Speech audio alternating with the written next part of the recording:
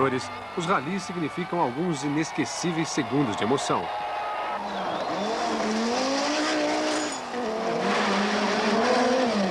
Para os pilotos, é o teste definitivo de seu talento, coragem e resistência. Para os carros, uma luta incansável contra os terrenos mais acidentados do mundo. Como os ralis são tão populares, e justamente por isso, em alguns países os espectadores chegam a ser um problema. Seria bom que fossem menos populares, eu não sei. Acho que há um certo elemento de masoquismo entre os espectadores. Os carros lançam pedras na gente, a gente consegue vê-los durante 5 segundos. É como ir ao Wimbledon ou ao Grand Prix da Grã-Bretanha e ficar preso em um engarrafamento, mais ou menos o que acontece em Dunkirk. Lá existe esse elemento. Os ralis podem durar dias, mas os pilotos vão lutar para conseguir uma vantagem de centésimos de segundo sobre seus concorrentes. No mundo mais difícil dos ralis, vencer uma prova importante aumenta a fama até dos nomes mais famosos. É um Deus nos acuda. Os carros ficam mais perto de seus concorrentes e os pilotos mais próximos ainda do público.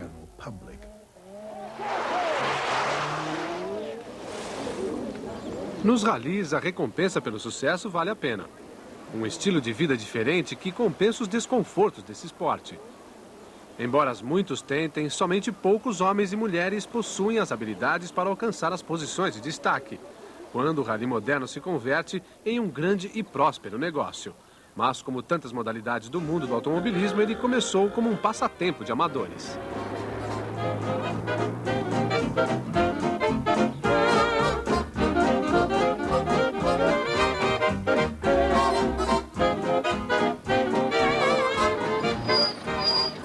Os ralis de hoje podem dever parte de sua origem ao evento anterior à guerra, conhecido na Grã-Bretanha como Reliability Run. Os clubes que organizaram essas corridas escolheram rotas destinadas a testar os pontos fortes e fracos dos carros. Embora fossem ocasiões alegres para os participantes, para os fabricantes havia um lado sério. Era a oportunidade de observarem o desempenho de seus carros. Eles eram, na verdade, muito importantes para proporcionar a um carro uma boa fama, porque a confiabilidade talvez fosse uma das coisas mais importantes, se não a mais importante, quando os carros começaram a ser fabricados. Consequentemente, os ralis eram um campo de teste maravilhoso para seu carro. É claro que não havia na época todos os sofisticados dispositivos de testes existentes hoje. O que havia eram alguns híbridos que costumavam aparecer e as pessoas os utilizavam nos testes. Na verdade, todos nós tentávamos todo tipo de coisas. Posso me lembrar de uma vez ter enchido os pneus com água e foi um absoluto desastre, porque eles ficaram redondos como uma cebola, pois era impossível enchê-los completamente de água. Todas as colinas tinham condições diferentes. Os habitantes locais tinham o hábito de indicar algumas colinas apenas para se divertirem mais assistindo o espetáculo. Sabe, eles gostavam de ver alguém cair no meio de um monte de esterco.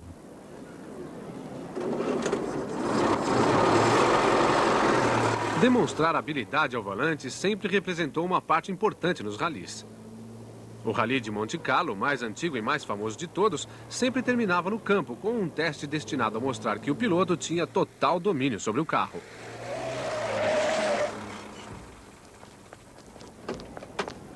As mulheres também participavam e, embora houvessem prêmios especiais para elas, todos os pilotos tinham de mostrar suas habilidades e seus carros tinham de enfrentar também as piores estradas da Europa.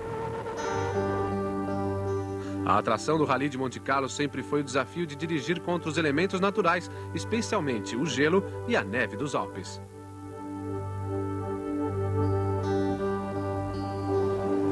Os ralis tinham uma característica em comum. Os competidores partiam de todos os lugares da Europa e tomavam caminhos diferentes até Monte Carlo. Era também uma expedição, além de aventura. No caminho, haviam poucos recursos para o motorista e os competidores tinham de ser autossuficientes.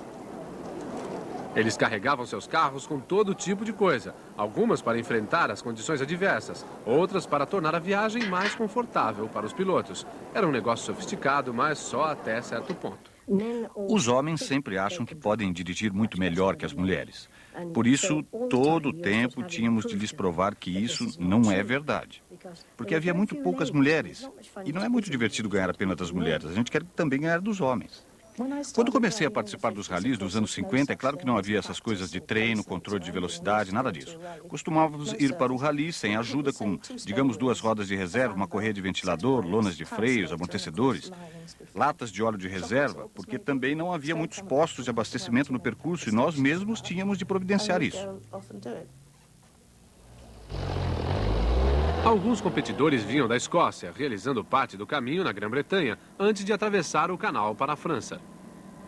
Mas não importa de onde partissem, todos tinham de cumprir o último desafio, a estrada sobre os Alpes. Em uma das estradas mais pitorescas e mais difíceis do mundo, o último trecho do principal teste de talento para os pilotos, o Rally de Monte Carlo. Partindo de várias cidades diferentes espalhadas pelo continente, os carros convergem para o Principado, todos eles na rota de chegada tomando o mesmo difícil caminho sobre os Alpes.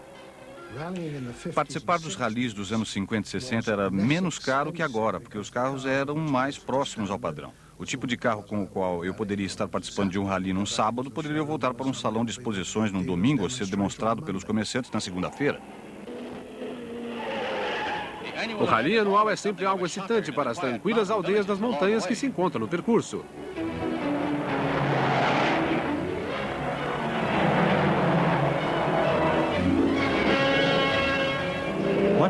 Uma vez que você entrou na rota comum, está nas montanhas e, é claro, em geral, está na neve. Seja como for, é perigoso tentar andar um pouco mais rápido em uma estrada derrapante nas montanhas.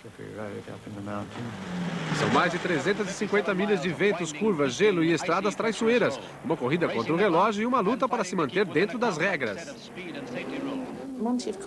É claro que Monte Carlo estava coberta de neve. Antigamente não tínhamos pneus especiais ou correntes. Realmente era muito arriscado descer aquelas curvas sem correntes. No Rally de Monte Carlo, estávamos descendo um daqueles trechos muito difíceis da montanha, com gelo e neve, cerca de 70 milhas por hora. E eu segurava a respiração e pensava, que diabo estou fazendo aqui? Por que estou aqui? Eu devia estar em casa, tenho 3 filhos, devia estar com eles. As dificuldades e os perigos das estradas alpinas geladas tornaram Monte Carlo um local especial na história dos ralis. Mesmo sem neve e gelo, os Alpes apresentavam um incrível desafio. Um ambiente ideal para um rally, testando até o limite os talentos de um piloto. Outro dos grandes acontecimentos internacionais dos anos 50 foi o Coupe des Alpes. Esse evento acontecia sob o sol de julho. O rally alpino ocorria sempre no verão e era o rally mais agradável de se participar. Todos nós adorávamos, porque a partida e a chegada tinham lugar no sul da França e costumávamos ter 1 ou 2 dias de descanso. Em lugares adoráveis como Cortina, outro local realmente maravilhoso, onde a gente podia relaxar, além de ser também um grande rally. O rally alpino era um duelo entre o carro e as montanhas, com a velocidade para aumentar a excitação.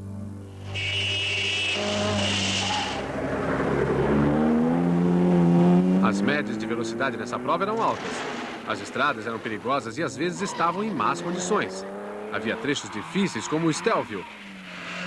Esse trecho tinha 58 curvas em 25 quilômetros e era uma etapa especial. Os pilotos tinham de passar o mais rápido possível. Para aumentar as dificuldades, as estradas não eram fechadas. Por isso, os competidores tinham de ajustar sua velocidade para levar em conta os usuários habituais da estrada.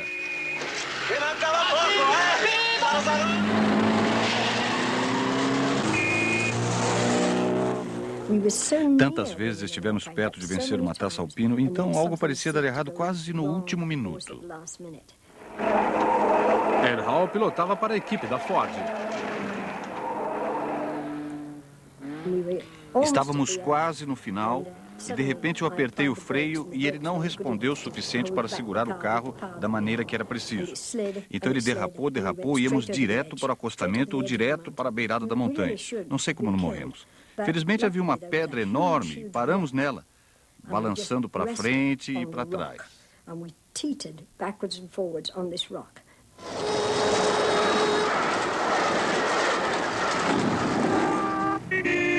Na medida em que os ralis se tornavam mais competitivos, os pilotos procuravam carros mais rápidos.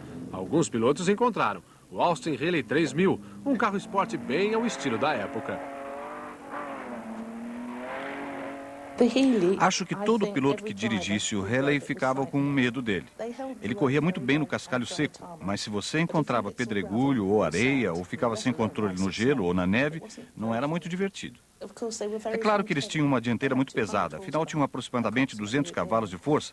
Eram muito difíceis de dirigir, mas nós os achávamos maravilhosos porque eles eram rápidos. No final dos anos 50, a corrida no nível máximo do rally começou a se tornar algo diferente. Embora continuando competitivo, no fundo ele sempre foi um esporte para amadores. Agora estava prestes a se tornar um esporte inteiramente profissional, o que exigia treinamento constante. Os organizadores pareciam capazes de ter a habilidade de proporcionar o tempo suficiente para seu tipo de carro realizar aquele trecho, com 1 minuto de folga, sempre que a sorte o ajudasse.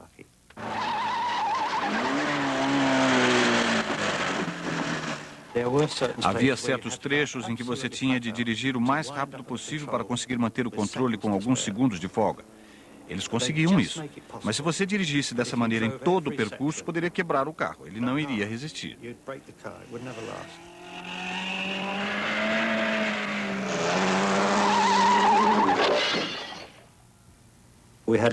Tínhamos controles para desligar as luzes do freio. Se alguém ficasse atrás de mim, se você está com as luzes de freio acesas e tem alguém atrás de você dirigindo uma estrada nas montanhas, as luzes do carro de trás dificultariam muito a sua visão. Por outro lado, você sabe que tem de brecar quando o da frente breca, o que não deixa de ser uma vantagem. Por isso, o que fazíamos era deixar que ele se acostumasse. Então, quando chegávamos a uma curva bem fechada, daquelas de quase 90 graus, desligávamos as luzes de freio. É claro que eles não saíam da estrada, mas ficavam furiosos. E aí você não tinha mais problema.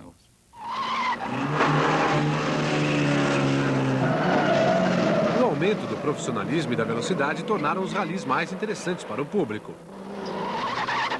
As etapas finais do Rally Alpine eram praticamente pequenas corridas e era emocionante assisti-las. Por isso, os fabricantes utilizavam cada vez mais os ralis para promoverem os seus veículos. Os ralis foram perdendo suas tradições antigas de cavalheirismo. O espírito esportivo deu lugar a um enfoque comercial muito mais agressivo. Vencer a todo custo passou a ser o objetivo. Surgiram novas equipes. O rally estava crescendo e sua competitividade aumentava.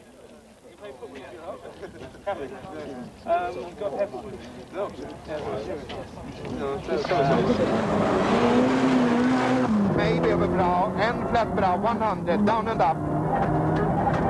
Caution, flat right over bra, 70, mud, slipping. Absolute right over bra, 70. Hoje em dia, os carros de rally são muito diferentes daqueles amadores de Monte Carlo. Este Mazda pode parecer uma versão esportiva do carro de passeio da mesma marca, mas na realidade foi construído especialmente para correr. Nada foi deixado ao acaso. A carroceria foi reforçada, o motor especialmente preparado e o carro incorporou os últimos avanços tecnológicos.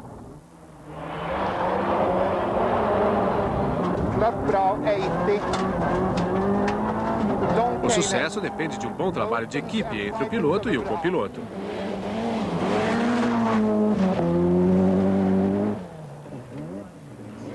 Nos anos 50, os pilotos e copilotos eram obrigados a fazer de tudo, desde acompanhar a rota até cuidar do carro. Os copilotos eram pau para toda a obra. Tinham de fazer a manutenção do carro e colocar combustível nos postos ao longo da estrada. Levavam dinheiro para pagar o combustível e qualquer outra coisa que o carro pudesse precisar.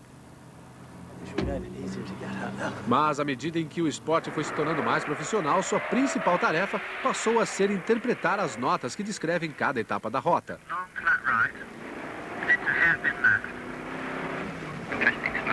Saber exatamente o que havia à sua frente era a única forma do piloto poder manter a velocidade necessária para completar a etapa no tempo certo.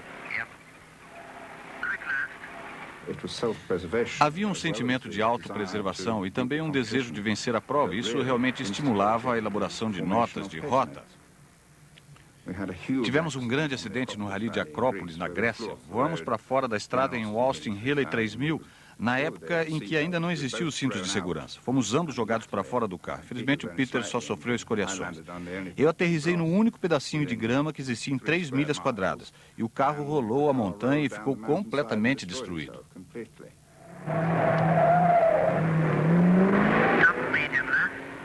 As notas do percurso eram preparadas durante os treinos. Sua exatidão era importantíssima. Uma etapa do Col de Turini no Rally de Monte Carlo podia ser algo assim: 100, curva fechada direita, 300. Não é que fossem 300 jardas ou 300 metros. Essa informação só avisava o piloto que havia uma longa reta depois de uma curva suave. Assim, ele tinha tempo suficiente para posicionar corretamente o carro e colocá-lo na marcha certa, e talvez direcioná-lo para o acostamento antes de entrar em uma curva à esquerda que terminava em uma outra curva fechada à esquerda. Aí outros 300.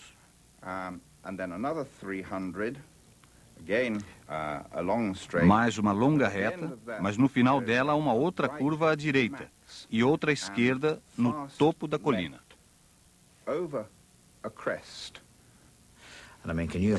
Quero dizer, você pode imaginar estar subindo uma encosta e o copiloto diz: pode ir a toda. A impressão que dá é que você vai cair num precipício. Isso faz uma enorme diferença. Pode significar uma diferença de 10% e até 20% na velocidade que você pode desenvolver. O Rally Internacional teve um grande desenvolvimento com a chegada dos pilotos escandinavos. Eles tinham desenvolvido a habilidade de pilotar nas terríveis condições do norte da Europa. Sabiam como dirigir com rapidez nas piores estradas. E isso era a chave da vitória. Um dos primeiros foi Erik Karlsson, dirigindo um Saab. Depois vieram Hannu Mikkola e Timo Mäkinen. Na Escandinávia, um bom piloto de rally tinha mais fama que um bom jogador de futebol. Portanto, todo escandinavo queria se tornar um bom piloto de rally, porque isso o transformaria num herói em seu país. Isso significava fazer o que quisesse, ser o dono da cidade ou algo assim. Os escandinavos ensinaram à geração seguinte dos pilotos de rally a maneira certa de pilotar. Eles chegaram com técnicas de pilotar diferentes. Por exemplo, experimentar colocar o pé esquerdo no freio para tentar dar uma rabiada e, ao mesmo tempo, manter o pé direito no acelerador. De vez em quando mudavam de marcha sem colocar o pé na embreagem. Afinal, não eram eles quem pagavam a caixa de câmbio. Eu coloco a segunda marcha sem pisar na embreagem. Uso o pé esquerdo para frear. É muito mais seguro brecar com o pé esquerdo. Você pode andar mais rápido e conseguir mais do carro. Potência total na segunda. Primeira. Se você entra em uma curva rápido demais, se freia com o pé esquerdo e continua ao mesmo tempo acelerando, as duas rodas da frente vão continuar rodando. E por isso é mais fácil controlar o carro. Não era assim que eu fazia. E por isso saí da estrada tantas vezes. Ou talvez não o fazia com a rapidez suficiente.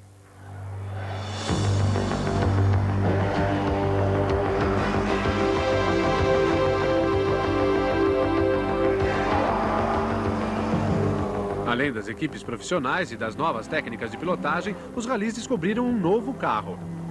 O Mini. Um dos primeiros a admirar o seu potencial foi Paddy Hopkirk.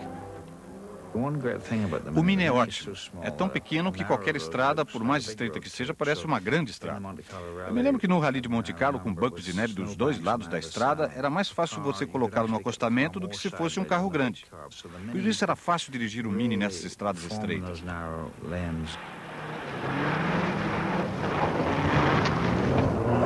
O admirável mundo novo trazido pelos Minis e pelas equipes de trabalho encontrou-se com a velha guarda dos ralis em Monte Carlo em 1961.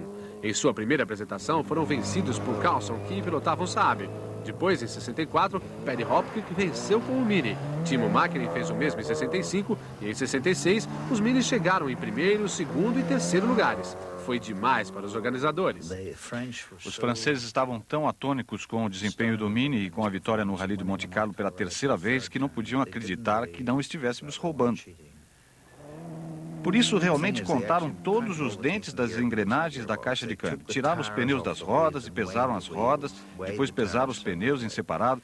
Foi ridículo. Não conseguiram encontrar nada errado. Finalmente fomos desclassificados por causa dos faróis. As luzes que utilizávamos eram praticamente refletores, o que era tecnicamente ilegal. Mas não foi isso que nos ajudou a vencer o rally.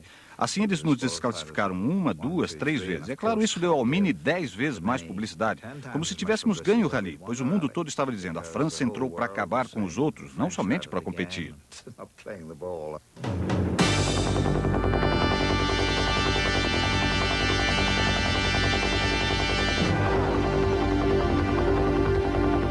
Os pilotos de rally sempre buscavam um novo desafio fora das estradas regulamentadas e das áreas urbanas populosas da Europa. um lugar onde pudessem colocar os seus carros e habilidades enfrentando os terrenos mais acidentados. Encontraram um desse desafio nas estradas longas e desertas da selva africana, no Rally Safari realizado no Quênia. Acho que nós, pilotos europeus, estamos tão acostumados a dirigir a toda velocidade em todos os ralis da Europa que a maior dificuldade é apenas descobrir a velocidade que o carro manteria após 5.000 quilômetros, sem ser dirigido a plena potência. Temos de encontrar a velocidade certa, não dirigir lento demais para ser o segundo colocado, mas também não dirigir depressa demais e quebrar o carro. Isso é o mais difícil.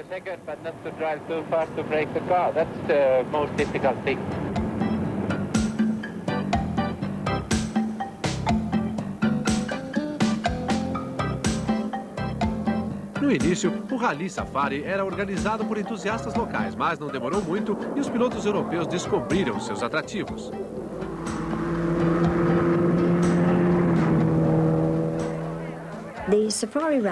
O Safari Rally é o maior evento das festas da Páscoa no Quênia. Todos no país se interessam por ele. As pessoas viajam centenas de milhas para assistir à corrida em determinadas regiões. Meu navegador tinha de ser escolhido entre alguém que vivia lá, pois era absolutamente essencial que ele falasse Swahili. E também porque as regiões por que passaríamos eram praticamente desconhecidas de todos nós. As únicas pessoas que habitavam a área eram os nativos e os missionários. Tudo que você pode imaginar poderia surgir à sua frente, e mais os animais.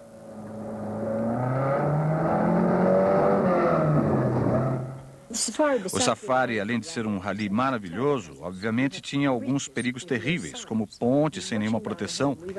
A gente estava descendo uma montanha e tinha de passar sobre uma pequena ponte de concreto que tinha mais que o carro, umas 6 polegadas de cada lado. Se você derrapasse, estava fora. Corríamos na lama vermelha o tempo todo. O carro podia ficar descontrolado. A lama entrava dentro da roda e ela ficava quase como se fosse de ferro. Tínhamos de parar, arranjar o martelo e tirar toda a lama da roda para podermos continuar. Mas há algumas coisas que não podem ser previstas. O Hillman Husky de Peter Joff precisou abandonar a prova quando seu copiloto, o nativo Jim Alexander, morreu devido a uma picada de inseto. Havia terreno demais e tempo de menos, também muita poeira. Na verdade, os carros recebem uma quantidade enorme de poeira. A poeira era inacreditável. Podia subir os batentes da porta e entrar pelo forro do teto. Por isso, se você batia forte em alguma coisa, parecia aquela névoa vermelha que descia sobre você. Aí a suspensão dianteira quebrava, simplesmente caía. Tínhamos de parar e prendê-la novamente. Bem, nós revezávamos para fazer isso. Certa ocasião, eu saí para prendê-la, evidentemente, para prender a suspensão, você tem de se deitar de costas e ficar com os pés no mato que há em volta. Eu vi alguma coisa se mexendo muito perto de mim e nem acredito na velocidade com que voltei para o carro.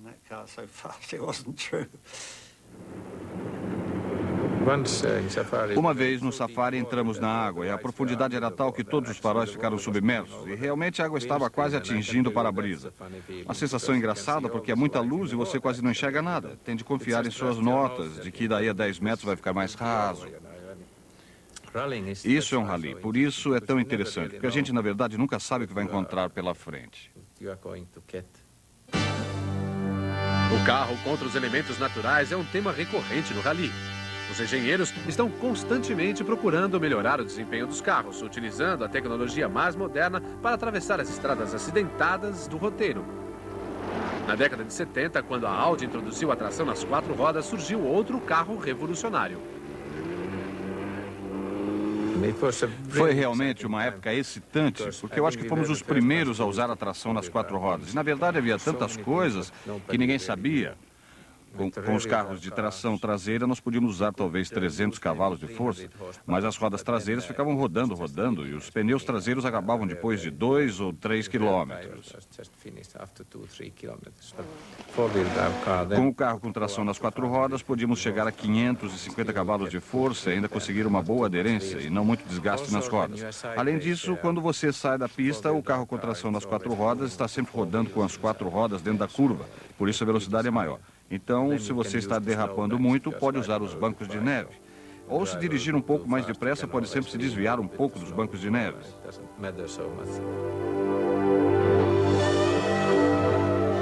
O sucesso do Audi anunciou uma nova era ainda mais competitiva na Europa. Havia uma guerra entre os fabricantes para conseguirem ser o primeiro nome naquela modalidade de esporte. A Peugeot juntou-se à briga com um carro notável, o 205 Turbo 16, construído especialmente para os ralis. Tinha tração nas 4 rodas e o motor foi especialmente colocado no centro do carro, seguindo o exemplo dos carros de Fórmula 1, e era turbinado. A equipe tinha de ter como suporte um serviço completo de manutenção, frequentemente no meio de lugar nenhum. Mas o investimento compensou. A Peugeot logo passou a ocupar o primeiro escalão dos ralis e as vendas do 205 dispararam. O que um fabricante podia esperar de um rally já estava determinado. Como podiam começar do nada, como podiam ter sucesso e como podiam ajudar o restante da fábrica a realizar uma notável reviravolta financeira. E estar envolvido naquilo tudo desde o início era muito compensador. Não apenas como piloto, mas a gente se sentia parte do grande projeto e realmente contribuindo para a sua execução.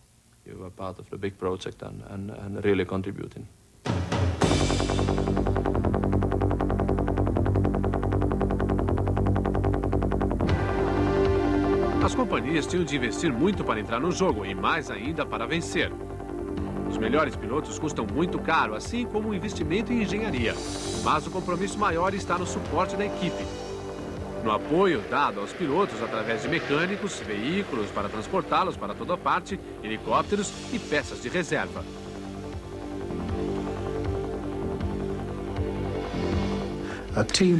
Uma equipe que vai para o Rally de Monte Carlo é um exemplo clássico e tem de pensar em termos de 1000 rodas e pneus. 1000. Isso por carro, não por equipe. Portanto, se tiverem 3 carros, serão 3.000 rodas e pneus. É claro que não serão todos usados, mas se houver condições ou trechos especiais na França, e se não se puder ter certeza de que os veículos poderão enfrentá-los devido ao tempo, nesse caso será preciso ter 8 tipos diferentes de pneus, o que rapidamente faz um total de 1000 pneus. É um absurdo. Apesar dos custos, cada vez um número maior de fabricantes participa dos ralis.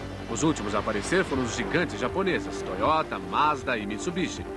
Os ralis estão a pleno vapor. O desafio do carro e do piloto contra os elementos naturais é ainda compulsivo. E por isso, os fãs vão suportar quaisquer condições para compartilhar alguns segundos de emoção da excitação desse esporte. Estamos alcançando um estágio em que podemos ver os resultados após um dia de rally dos 10 primeiros colocados com mais precisão que após 1 hora e meia de corrida de Fórmula 1. É incrível.